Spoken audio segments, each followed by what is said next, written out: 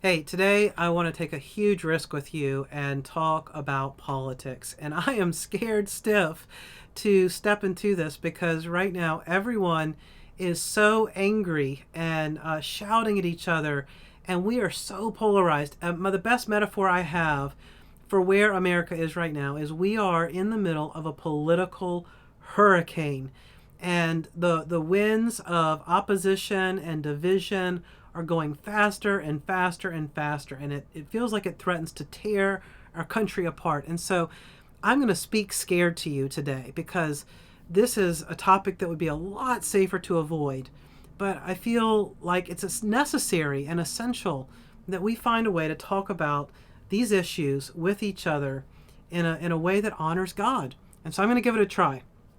But first, to get us into this, I want to tell you a story that's very related. It's a time when I flew from Atlanta up to New York City to meet with some of the most influential pastors and ministry leaders in the city. And we were there to get their advice on how the ministry I was with could help them with evangelism in New York City. And so we were in this gigantic boardroom in the New York Times building. Beautiful, beautiful table, environment, everything. And we went around the room, and all the ministry leaders introduced themselves, told us about their ministry, and then they gave us some advice. And I'll never forget what one of the pastors said. He said, "Whatever you do, do not send a Southerner to New York City, because we will not trust that person, and they will not be effective in talking about Jesus to New Yorkers." And I just thought to myself, well, I am glad I did not bring my Southern accent to this meeting, because I am an eighth generation Atlantan, and my roots go deep in the South, for better and for worse. And I was massively offended by his comment. That, to me, it just made me think, like, if a Yankee doesn't want to listen to the gospel because of the accent I have, then too bad for the Yankee. And all of my prejudices against Northerners just were coming up in my heart as I listened to this guy talk and as I thought about what he said for months afterwards. It really offended me that people would reject me based on my accent or where I was from. And then I thought about it, and I realized I was having that same bias towards people who live in New York City. As a Southerner, I was feeling cultural pride, and I was looking down on New Yorkers for looking down on me. And I began to recognize these are very real barriers that keep us from liking each other, trusting each other, respecting each other, listening to each other. Now, here's my point. If something as simple as an accent can be a barrier to trusting someone, how much more do our political divisions make it almost impossible for us to even talk to each other? I mean, diehard Biden supporters and someone who is wearing Make America Great Again clothing, the hat, the t-shirt, all of it, like, those two people are going to avoid each other or yell at each other. But to imagine them talking to each other, it is not happening very much right now. And so here's 3 questions that I think disciples of Jesus would benefit from considering right now. That's what I'm working on. I'm not arrived, but here are 3 things I'm working on. And the first is, do I believe that Jesus is the King of Kings and the Lord of Lords? Am I praying, your kingdom come, your will be done on earth as it is in heaven? Or do I just want to see my team win this round of the political fight? Do I want to see my team win the news cycle? Do I want to use this as an opportunity to attack people who disagree with me?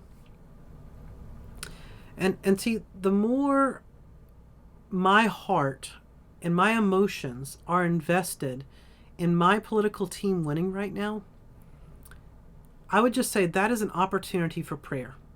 And if you're sensing that your heart, your first reaction is to go to whether or not this is a win or a loss for your team, that is an opportunity to go to prayer and say, God, I want to be anchored to you being in charge.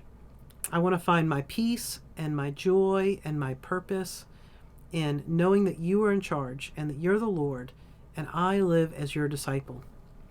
And for our greatest priority to be living as a faithful disciple of Jesus and not scoring political points.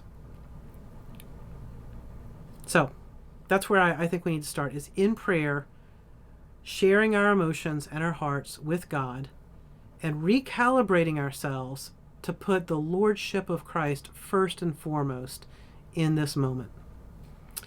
Now, here's the second thing that I'm wrestling with, is that there are a lot of complicated legal and constitutional and political questions. And I am not a lawyer. I'm not an expert on the Constitution. I'm not a policy wonk on immigration or foreign policy. These are very complicated questions, and I have my preferences, but I'm not an expert on any of these issues. And so the question I'm asking myself is, do my politics make Jesus look beautiful? Which is a very different thing from how can I leverage my faith to give support to my political team? So instead of leveraging theology and biblical words and all of that to build support for my political preferences, I'm asking a very different question. I'm turning it on its head. I'm saying, how does my faith lead me to have a beautiful politics? And the things I think God cares about are things like truth and goodness and justice, righteousness. As I read through the Bible over and over again, there are just thousands of verses about God's concern for the poor and the marginalized and the oppressed. And so I want to be asking myself, how do my political opinions show that I love my neighbors, that I value every member of our society, that every person matters to me? How do I stay grounded to what is true and factual and good, to what is right and just? And look, I'm not saying don't have political opinions, but I'm saying, do your politics make Jesus look beautiful? Do they honor God? And for a Christian, that's a critical question, and one that we need to keep asking ourselves. The more and more important politics gets to us, the more and more we need to devalue them and say, my politics are a way that I express the beauty of God, and it is a means for me to glorify God. But politics cannot be everything to me. The third thing that I'm focused on right now is, and I realize there's a little bit of hypocrisy here because I'm sharing my point of view, but right now everyone wants to share their opinion. Here I am doing the same thing.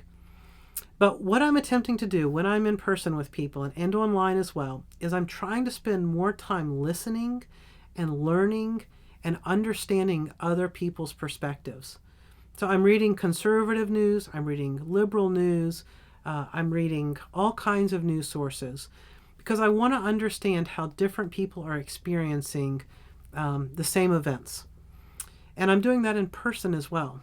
And when I hear that someone is happy about this, I want to hear more about that. When I hear they're angry or afraid, I want to hear more about that.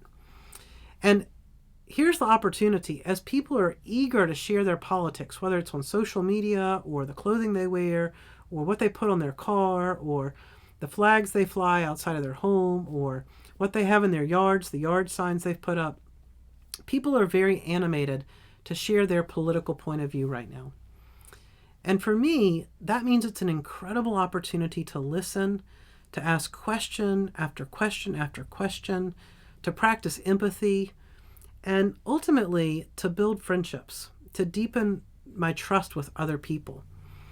And here's my thought. If Christians became known for listening really well right now, we would build trust with others that could lead to conversations that are deeper than politics. Questions about the purpose of life, about the meaning of life, about where we find our hope and our peace. And if we've been following Jesus as Lord, And if our politics make Jesus look beautiful, then I feel that there will be significant opportunities to invite those we know to follow Jesus with us. And that for me is more important than who is president after the next election. So those are three things that have helped me. Who is the Lord of my heart? And I find that out by looking at the emotions I'm feeling. The second is, do my politics make Jesus look beautiful? And the best thing I can recommend there is read the Gospels a lot. Spend a lot of time in Matthew, Mark, Luke, and John right now and see how Jesus handled the intense politics of his day. I mean, Israel was under Roman military oppression, and they were being harshly and abusively taxed by the Roman tax collectors. And Jesus found a way to have a zealot who wanted to violently overthrow Rome and a former tax collector both be in his apostolic band. And if Jesus found a way for a zealot and a tax collector to follow him, then I think there's an invitation for us to figure out, how do we navigate politics in a way that points people to Jesus? And so read the Gospels a lot. It will help us navigate this time. And then the third thing is just an invitation to listen, to ask questions, and to be empathetic. And see this as an opportunity to build friendships with people, even if you totally disagree with each other. So that's what's helping me. I hope it helps you. I'm a little afraid to ask for your perspective because I know how volatile this is. But if you'll engage with me respectfully and thoughtfully, I'd love to hear what you think.